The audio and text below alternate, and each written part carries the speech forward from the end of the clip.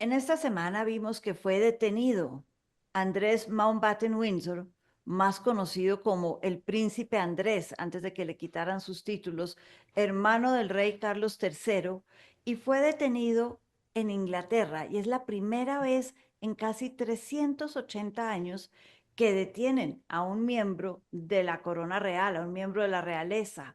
Esto después de que en 1647 el rey Carlos I fuera detenido y es más, él terminó con pena de muerte. Han pasado 380 años y hay que entender qué significa entonces ahora esta nueva detención.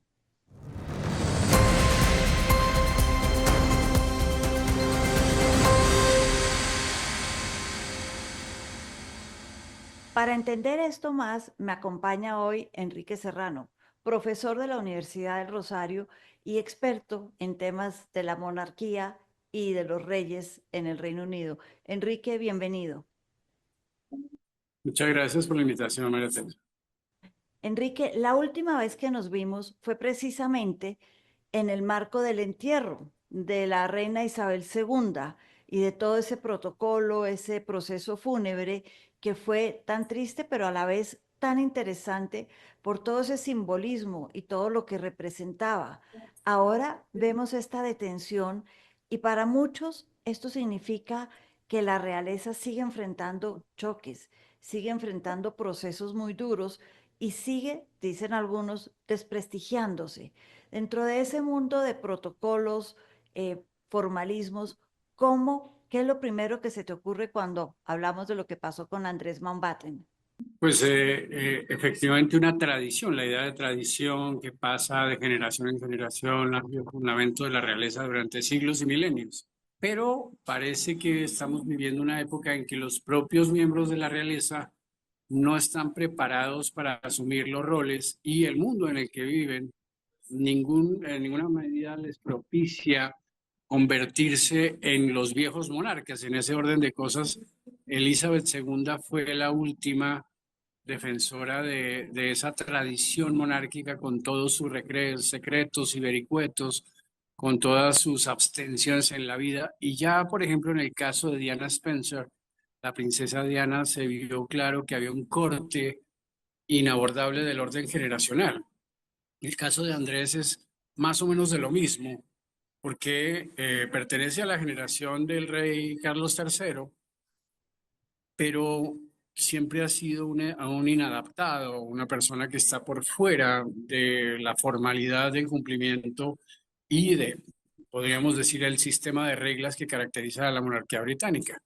Algo similar se ve en el caso de Juan Carlos de Borbón en España, incluso en otras monarquías en donde de manera menos promocionada por los medios de comunicación, de todos modos se ve un desajuste entre los propios miembros de la realeza y sus actividades y sus acciones en el orden, digamos, político, social y el desarrollo de su propia vida, sus propias vidas, que como en este caso pueden conducirlos a muy graves y muy peligrosas y muy contradictorias actividades.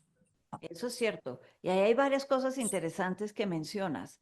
El Andrés, que además era el protegido de la reina Isabel II, dicen que era su hijo favorito, consentido, héroe en la guerra de las Malvinas, al quien le dejó pasar muchas cosas y también lo protegió de otros escándalos en el pasado. Pero entonces hablas de ese corte generacional y creo que son como 10 años los que hay entre el rey Carlos, su hermana Ana, y los dos menores. En esos 10 años hay unas diferencias grandes y son diferencias que vemos, como bien tú Es dices, que, en varias sí, monarquías. señora, hay una cosa interesante en la consideración de la propia cultura británica, y es que se acerca mucho al arquetipo de la flema, de la contención, pero eso era válido para las generaciones anteriores, incluso, como dices tú, para la princesa Margarita, en fin, para varios ya empezó a haber un conflicto, eh, puesto que Elizabeth era más bien la excepción y no la regla.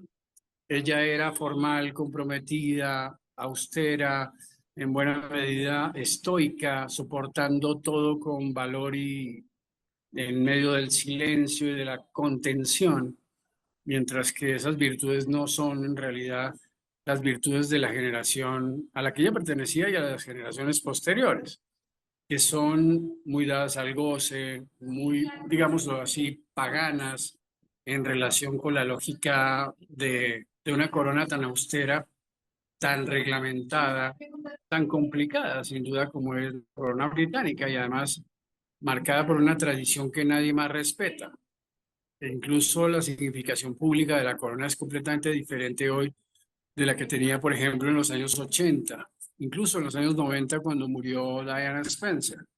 Hoy ha mutado a ser más bien una cosa de la farándula, de la vitrina de los medios de comunicación, del chisme y del comentario. Y en ese orden de cosas, pues ya no es posible entenderla por parte del público como se entendió durante generaciones. Por eso ha vuelto a la cárcel, entre otras cosas, un miembro de la realeza, el hijo de la reina, y además despojado de sus honores. Pero ya lo veíamos en el caso de Henry, de Harry, que decidió casarse con una norteamericana y fue alejado de esa lógica, digamos, de asimilación propia de las costumbres que caracterizan a los reyes.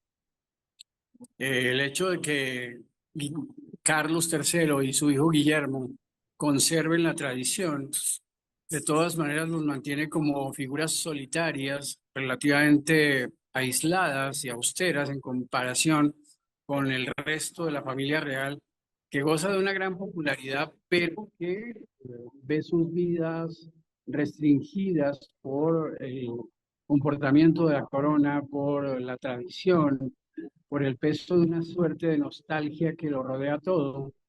Y en ese orden de cosas, pues dentro y fuera del Reino Unido, porque además la corona británica se ha vuelto global, ya no solo británica, y todo el mundo critica, todo el mundo opina, todo el mundo se mete, todo el mundo cuestiona, algunos considerándolos salidos de lo corriente e inadecuados, y otros considerándolos, por el contrario, casi prisioneros dentro de su papel real.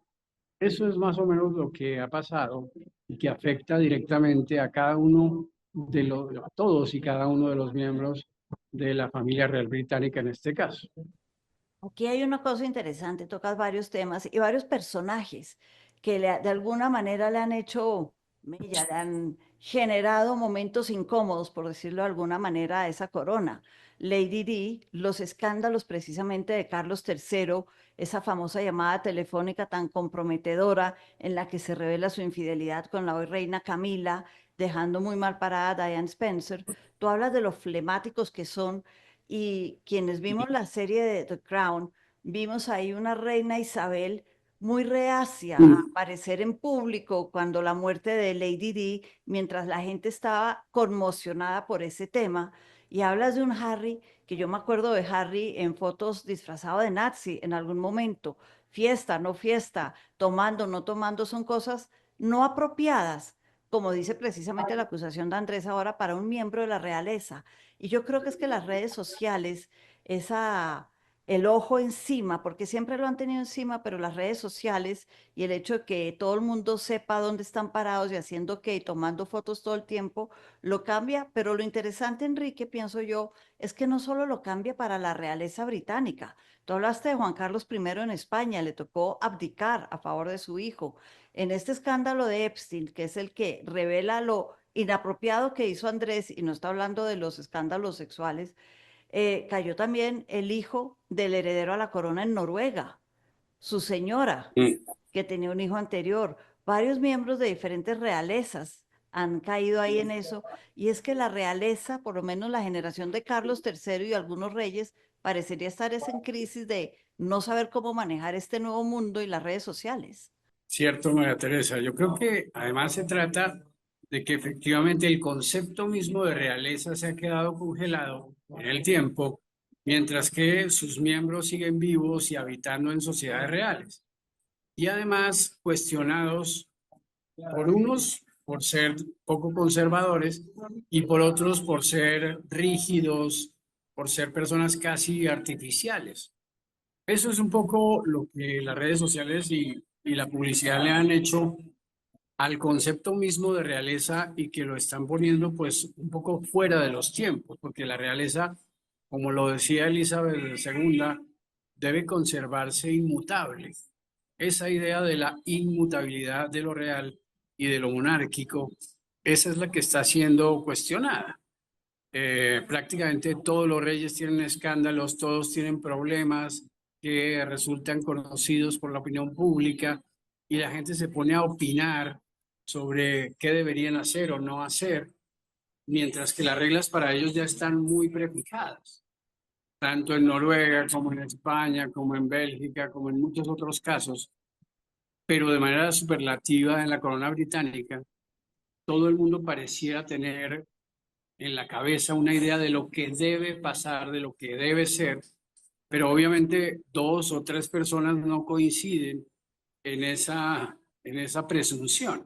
Y la vida de esas personas se vuelve progresivamente un infierno, como sucedió claramente con el caso de Diana Spencer, Lady Diana. Y lo mismo probablemente en la mente de Guillermo o de Harry o del propio Carlos sobre la opinión que la gente se ha formado de Camila Parker Bowles, de lo que deben ser las pasiones de un rey o de un príncipe, en fin, sus hábitos, de lo que es responsable, de lo que no es responsable. Y en este caso, Andrés, que ya pues tiene una edad, ya es septuagenario, Andrés es un sujeto díscolo. Yo creo que es un mito eso de la flema inglesa. Es un mito que funcionó durante los siglos del imperio y que fue muy útil para el imperio por mostrarlo permanente e imperturbable. Pero en realidad el pueblo británico es más parecido a Andrés, es decir, un poco doble, un poco muy dado a los placeres sensuales y a la irresponsabilidad. Es decir, es más hooligan que rey, es más cercano a los hinchas enloquecidos de los equipos de fútbol que a los rígidos componentes de la familia real, a la que se espera que siempre esté muy bien puesta, muy sobria, muy tranquila y que reaccione de un modo neutro frente a cualquier tipo de estímulo exterior. Eso es verdaderamente lo que está causando una crisis estructural de la realeza en Europa y del concepto de realeza que el mundo se está llevando para el segundo cuarto ya del siglo XXI. Que es muy interesante lo de los hooligans. Es cierto, los británicos tienen ese aire también de fiesta y la cerveza y les gusta. Y pues tienen el whisky, la cerveza, muchas cosas. Y eso es interesante, pero me recordaba alguien en estos días que nosotros todos crecimos, mi generación, por lo menos, crecimos oyendo los cuentos, por ejemplo, de Andersen y de Grimm, en donde se hablaban de reyes y princesas y finales felices, y de alguna manera, siempre que vemos estos personajes, esperamos un final feliz. Hasta lo esperamos con personajes tan disímiles a veces como en estas revoluciones en Irán y, va a volver el Shah, eso va a volver el esplendor de los persas, en las mil y una noches a Irán. Tenemos en la cabeza algo de ese imaginario también que lo hace muy interesante y tal vez eso explica, como decías tú, que sigan siendo tan popular. Tienen el 60% de la aprobación. Kate y Guillermo tienen casi un 74%. Andrés un tres por Sí, ciento Y hay otro tema interesante acá, y eso me acuerda de un souvenir que te vi a ti cuando estábamos hablando de la reina hace ya 3 años, que me encantó, y todavía, créeme que lo he buscado y no lo he encontrado, que era esa regla en la que en inglés pues regla y el que gobierna se dice en la misma palabra, ruler, y que tenías los nombres de los reyes. A mí eso todavía, créeme que estoy buscando una, y es todo el negocio que hay detrás de la realeza porque muchas sí. críticas dicen esto cuesta 200 millones de libras esterlinas, que es multiplicado por 5 para el peso colombiano, pero por otro lado, la realeza dicen que les deja 2 billones, 2.000 millones en souvenirs, gente que visita los palacios, gente que viaja cuando hay un evento de la realeza. Entonces también hay un tema económico detrás de todo esto. Sí, no, son una atracción turística y en buena medida es el símbolo global de la nostalgia, de los tiempos idos, de un formalismo que a mucha gente le gusta, pero que no sabe, ni puede, ni quiere practicar. Esa es un poco la contradicción que hay en la esencia de la vida real y de la vida monárquica contemporánea. Si miras, por ejemplo, lo que pasa en Tailandia, lo que pasa en Malasia, en otros lugares en donde hay reyes, es que se espera de ellos un comportamiento sumamente preestablecido y rígido. Y pues los seres de carne y hueso no coinciden con eso. Y siempre resultan decepcionando, al menos a una parte de sus súbditos. Es más, el mismo concepto de súbdito ya no tiene el sentido que antaño tenía.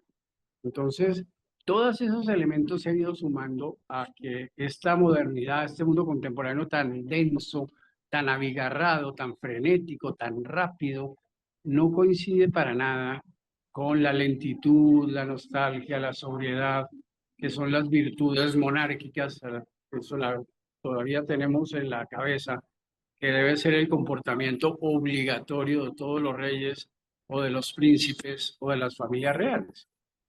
Entonces, descubrir que son seres humanos de carne y hueso, descubrir que tienen pasiones como los demás y deslices y errores, pareciera escandaloso, pero a la vez una parte de la sociedad vive de eso y lo justifica y le parece bien, y algunos otros incluso odian a la monarquía y quisieran que desapareciera. En fin, es un mundo lleno de contradicciones y ellos son el objeto de todas esas contradicciones, incluyendo en este caso a, al príncipe que ha caído en desgracia. Entonces, esa circunstancia tan desafortunada de que el mito mismo de la realeza se haya derribado, se haya derrumbado, implosionado, eso es esencialmente lo que estamos viviendo. Es muy interesante que empata con lo que ha dicho el rey Carlos III y básicamente es nadie está por encima de la ley, apoyaremos a la policía en todo lo que tengan que hacer y además de Sí. quitarle a el título real y muchos beneficios al ahora Andrés Mountbatten. Enrique, muchas gracias por volverme a acompañar a hablar de la realeza y de estos temas que son parte de ese imaginario fantasioso que tenemos muchos, pero también parte de la realidad de un país como el Reino Unido, que es un país muy interesante y muy importante a nivel global. Muchas gracias, Enrique. Con mucho gusto, gracias a ti.